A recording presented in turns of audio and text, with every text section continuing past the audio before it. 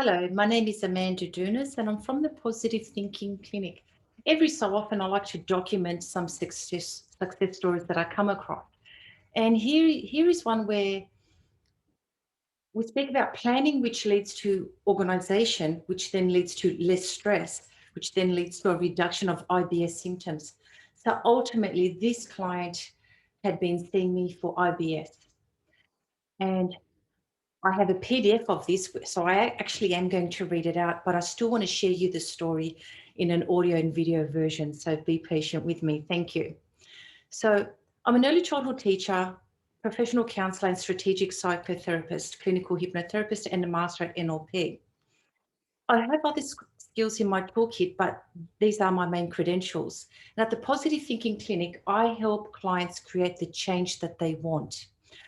I've created a series of success stories, as I've mentioned, to help you understand the things that, well, the outcomes that people can achieve when they set their mind to it and actually receive the right help that, well, what's right for them at least. So here's some background. This teen is suffering extreme digestive discomfort and irritation. She now has a fear of eating and a very affected appetite.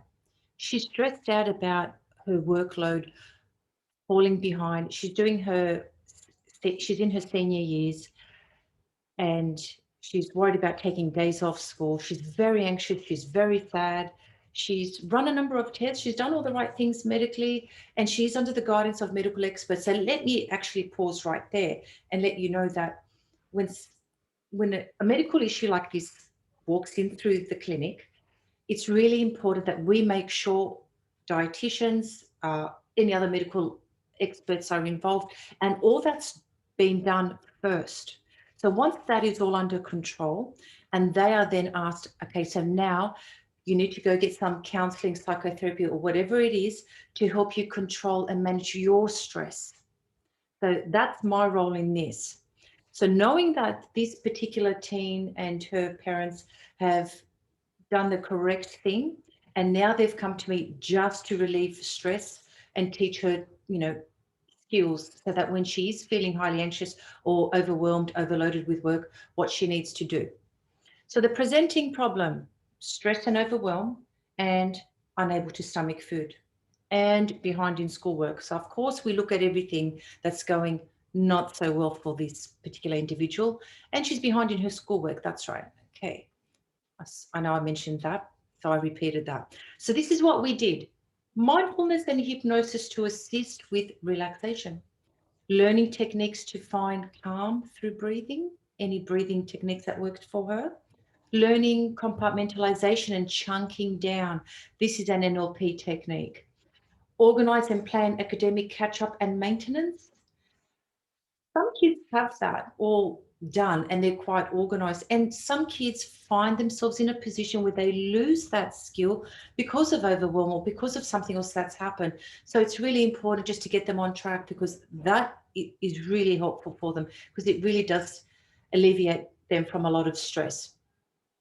We did CBT and reframing in particular, and CBT thought challenging. This was really important because they're like cognitive distortions or twisted ways of thinking. And so putting that out on the table, she got to see, oh, that's how I operate sometimes. I don't want to operate like that anymore. Or I didn't know that that's a twisted way of thinking. So it's like knowledge is power. And psychoeducation, this helped with her understanding. Now, the feedback, and of course, we did counseling and hypnotherapy. Feedback and outcome. Week after week, she felt calmer and she found a new healing relationship with food. This was extremely important because this was quite a growing concern.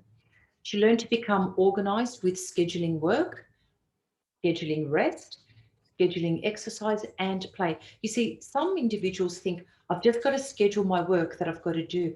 And then that's not so appealing for them or attractive or something that they actually want to do.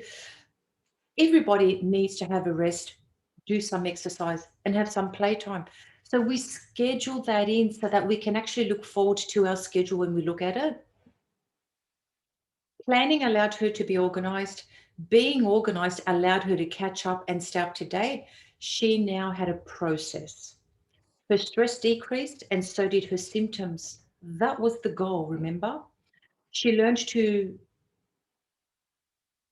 she actually learned the role that stress played. She thought it was this, that, or the other. She was blaming other things, even a teacher or even an assessment. But no, it's actually stress. It's the interpretation of the external environment that created her stress, which was internal. So she internalized this.